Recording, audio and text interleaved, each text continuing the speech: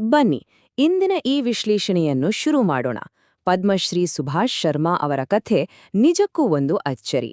ರಾಸಾಯನಿಕ ಕೃಷಿಯಲ್ಲಿ ಭರ್ಜರಿ ಇಳುವರಿ ತೆಗೆದು ರಾಜ್ಯಮಟ್ಟದ ಪ್ರಶಸ್ತಿಗಳನ್ನೇನು ಅವರು ಗೆದ್ರು. ಆದ್ರೆ ಕೇವಲ ಕೆಲವೇ ವರ್ಷಗಳಲ್ಲಿ ಸಂಪೂರ್ಣ ದಿವಾಳಿಯಾಗ್ಬಿಟ್ರು. ಆದ್ರೆ ಅಲ್ಲಿಂಗ ಅವರು ನೈಸರ್ಗಿಕ ಕೃಷಿಯತ್ತ ಮಾಡಿದ ಒಂದು ಬದಲಾವಣೆ ಇದೆಯಲ್ಲ, ಅದು ಕೇವಲ 2.5 ಎಕರೆ ಜಮೀನಿನಲ್ಲಿ ಬರೋಬ್ಬರಿ 1 ಕೋಟಿ ಲೀಟರ್ ನೀರನ್ನು ಉಳಿಸಷ್ಟರ ಮಟ್ಟಿಗೆ ಅದ್ಭುತವಾಗಿತ್ತು. ಅದೇಗೆ ಅನ್ನೋದಲ್ಲ ನಾವಿಂದು ಎಳೆಯಾಗಿ ಬಿಡಿಸಿ ನೋಡಲಿದ್ದೇವೆ.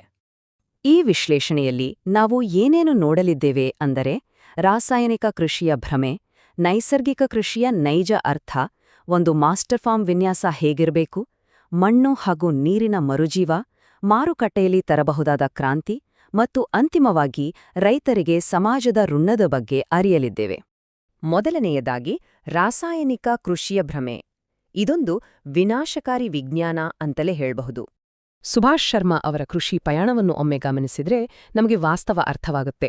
1975ರಲ್ಲಿ ಶುರುವಾದ ರಾಸಾಯನಿಕ ಕೃಷಿ 83ರ ಹೊತ್ತಿಗೆ ರಾಜ್ಯದ ಅತ್ಯುನ್ನತ ಪ್ರಶಸ್ತಿಯನ್ನೇನೋ ತಂದುಕೊಡ್ತು. ಆದರೆ ಯಶಸ್ಸಿನ ಈ ಭ್ರಮೆ ಕೆಲವೇ ವರ್ಷಗಳಲ್ಲಿ ನುಚ್ಚುನೂರಾಯಿತು.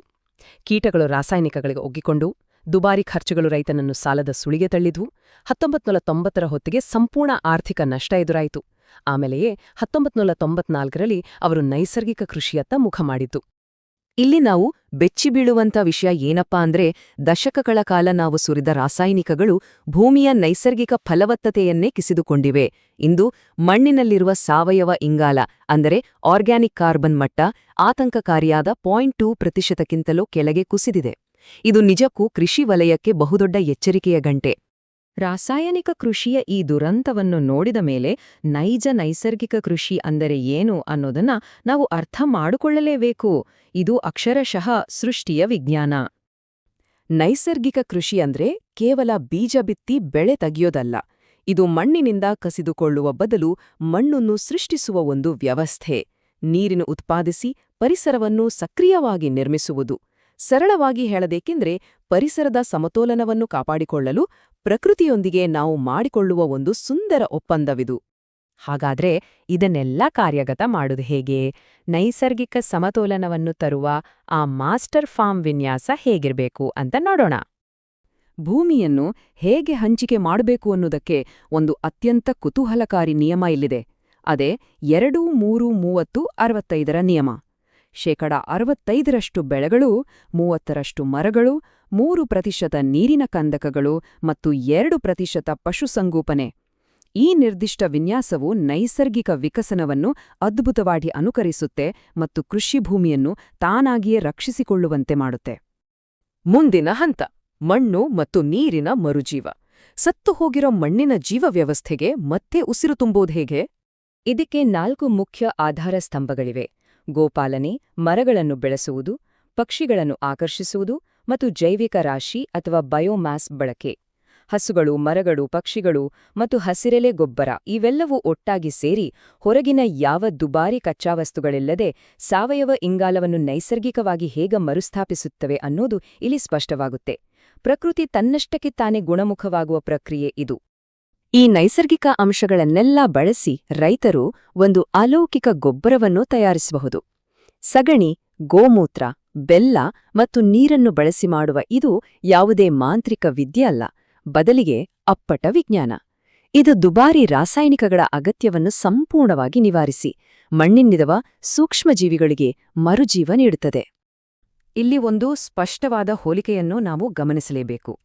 ಒಂದೇ ಬೆಳೆಯನ್ನು ಪದೇ ಪದೇ ಬೆಳೆದು ಮಣ್ಣನ್ನು ಶೋಷಿಸುವ ರಾಸಾಯನಿಕ ಏಕಬೆಳೆ ಪದ್ಧತಿಯಿಂದ ರೋಗಗಳಷ್ಟೇ ಬರೋದು. ಅದೇ ತೊಗರಿ ಅಥವಾ ಹೆಸರಿನಂತಹ ಬೆಳೆಗಳನ್ನು ಬೆಳೆದು ಅದನ್ನು ಮರಳಿ ಭೂಮಿತಾಯಿಗೆ ನೀಡುವ ಹಸಿರೆಲೆ ಗೊಬ್ಬರ ಪದ್ಧತಿ ಇದೆಯಲ್ಲ, ಅದು ಮಣ್ಣನ್ನು ಒಳಗಿನಿಂದಲೇ ಗುಣಪಡಿಸುತ್ತೆ. ಇನ್ನೊಂದು ಅದ್ಭುತವಾದ ಲೆಕ್ಕಾಚಾರ ಇಲ್ಲಿದೆ ನೋಡೆ. ಬೃಹತ್ ಸರ್ಕಾರಿ ಅಣೆಕಟ್ಟು ಕಟ್ಟಲು 1000 ಕೋಟಿ ರೂಪಾಯಿ ಸುರಿಯಬೇಕು. ಜೊತೆಗೆ ಮಣ್ಣು ತುಂಬಿಕೊಳ್ಳುವ ಸಮಸ್ಯೆಯೇ ಬೇರೆ. ಆದರೆ ಅದೇ ಪ್ರಮಾಣದ ನೀರನ್ನು ಉಳಿಸಲು ನಮ್ಮ ನೈಸರ್ಗಿಕ ಕೃಷಿಯ ಕಂದಕಗಳಿಗೆ ತಗಲುವ ವೆಚ್ಚ ಕೇವಲ 4.5 ಕೋಟಿ.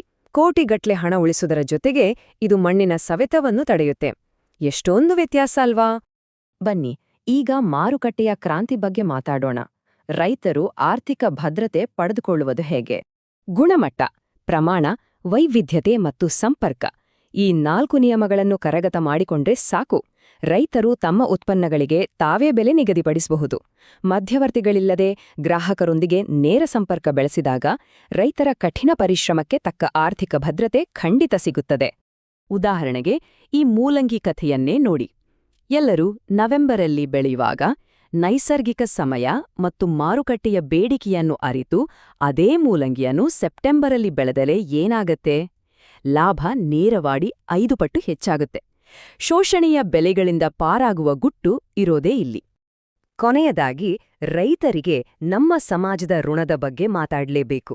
ಇದು ನಮ್ಮೆಲ್ಲರ ಜವಾಬ್ದಾರಿಯ ಪ್ರಶ್ನೆ. ಹವಾಮಾನ ಬದಲಾವಣೆಯು ನಮ್ಮ ಆಹಾರ ಭದ್ರತೆಗೆ ಸರಿಪಡಿಸಲಾಗದ ಹಾನಿ ಮಾಡೋ ಮುನ್ನ ನಮ್ಮ ಮುಂದಿರೋದು ಬಹುಶಃ ಕೇವಲ 7 ವರ್ಷಗಳು ಮಾತ್ರ. ಇದೊಂದು ಅತ್ಯಂತ ಕಠೋರವಾದ ಎಚ್ಚರಿಕೆ. ನಾವು ಎಚ್ಚೆತ್ತುಕೊಳ್ಳೋ ಸಮಯ ಮೀರೋಗ್ತಾ ಇದೆ. ಮಣ್ಣನ್ನು ಶೋಷಿಸುವ ನಮ್ಮ ಪ್ರಸ್ತುತ ಕೃಷಿಯ ಪರಿಣಾಮಗಳು ಅಕ್ಷರಶಃ ಯುದ್ಧಕ್ಕಿಂತಲೂ ಭೀಕರವಾಗಿವೆ. ಬೆಳೆ ನಾಶ ಮಾಡುವ ಜಲಬಾಂಡ್ಗಳು, ಗೋಧಿಗೆ ಸಿಗದ ಚಳಿ, ಕುಡಿಯುವ ನೀರಿನ ತೀವ್ರ ಅಭಾವ, ವಿಷಪೂರಿತ ಗಾಳಿಯಿಂದ ಬರುವ ಉಸಿರಾಟದ ಸಮಸ್ಯೆಗಳು ಇವೆಲ್ಲವೂ ಪ್ರತಿಯೊಂದು ಜೀವರಾಶಿಯ ಉಳಿವಿಗೆ ಕಂಟಕ ತರುತ್ತಿವೆ. ಹಾಗಾಗಿ ನಾವು ಅರ್ಥ ಮಾಡಿಕೊಳ್ಳಲೇಬೇಕಾದ ವಿಚಾರ ಒಂದೇ: ನೈಸರ್ಗಿಕ ರೈತರು ನಮಗೆ ಒದಗಿಸುತ್ತಿರುವ ಈ ಶುದ್ಧ ಗಾಳಿ, ನೀರು ಮತ್ತು ಫಲವತ್ತಾದ ಮಣ್ಣಿಗೆ ಸಮಾಜವು ಸಕ್ರಿಯವಾಗಿ ಬೆಲೆ ತೆರಲೇಬೇಕು. ಜೀವ ಉಳಿಸುವ ಈ ಪರಿಸರ ಸೇವೆಗಳನ್ನು ಮಾಡುತ್ತಿರುವ ರೈತರನ್ನು ಬೆಂಬಲಿಸಲು ಸಮಾಜ ತನ್ನ ಆದಾಯದ ಒಂದು ಸಣ್ಣ ಭಾಗವನ್ನಾದರೂ ಮೀಸಲಿಡಲೇಬೇಕು. ನೈಸರ್ಗಿಕ ಕೃಷಿಯು ನಮ್ಮೆಲ್ಲರ ಉಳಿವಿಗಾಗಿ ಶುದ್ಧ ನೀರು ಮತ್ತು ಗಾಳಿಯನ್ನ ಸೃಷ್ಟಿಸುತ್ತಿರುವಾಗ ಅದಕ್ಕೆ ತಕ್ಕ ಬೆಲೆ ಕಟ್ಟಲು ಸಮಾಜ ಮುಂದಾಗ್ಬೇಕಲ್ವಾ? ಭೂಮಿಯ ಮೇಲೆ ಜೀವರಾಶಿಯನ್ನ ಅಕ್ಷರಶಃ ಉಳಿಸುತ್ತಿರುವವರ ಕಡೆಗೆ ನಮ್ಮ ಜವಾಬ್ದಾರಿ ಏನು ಅನ್ನೋದನ್ನ ನಾವೆಲ್ಲರೂ ಒಮ್ಮೆ ಆಳವಾಗಿ ಯೋಚಿಸಲೇಬೇಕು. ಏನಂತೀರಾ?